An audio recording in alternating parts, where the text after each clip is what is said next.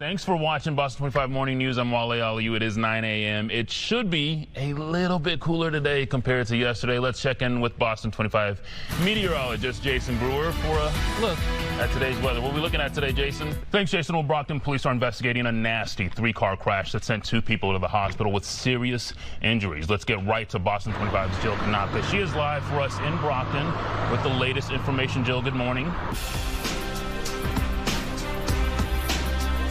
Thanks, Joe. Well, it's the sports team everyone's talking about. The Celtics are 1 win away from advancing to the second round of the NBA playoffs. Boston now leads the Nets 3-0 and will have a chance to eliminate Brooklyn tomorrow in a sweep. Last night's game marked the return of center Robert Time Lord Williams. He had missed about a month of action after tearing the meniscus in his left knee. Williams played 16 minutes last night. Ukrainian President Vladimir Zelensky says he is set to meet with 2 top officials in Kiev. President Zelensky announced yesterday that Secretary of State Antony Blinken and Defense Secretary Lloyd Austin would be visiting Ukraine's capital. Neither the White House nor the State Department confirmed the trip. Meanwhile, Russia is renewing its attacks on the port city of Mariupol, and Ukrainian leaders are calling for more sanctions in hopes of weakening Russia's ability to fight. Welcome back. It's 8:14 now. In our digital world, everything needs a password. To deal with it, most of us have adopted some habits that leave us open to being hacked. As Boston 25 News anchor Gene Levanchi shows us, computer experts say there's an easy way to fix this sign-up for a password manager.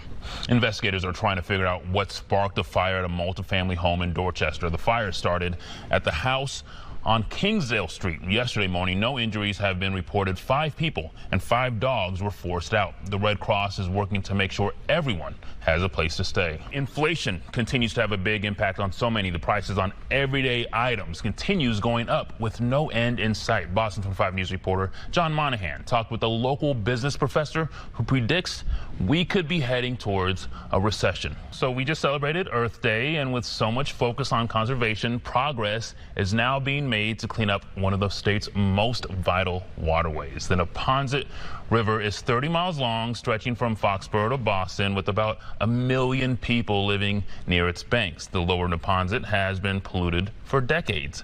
Jason is here now with the plan to try to fix that problem. What you got for us? Thanks, Jason. Well, the Red Sox-Rays game took a lot of strange turns in Florida. Up next, how the team went through a roller coaster of emotions in a matter of minutes before suffering a frustrating loss. Did you see it? And here's a live look outside over the Zachem. Got the cars moving through on this Sunday morning. We will be back in a couple of minutes, but first, here is Lisa Robertson with today's local steals and deals.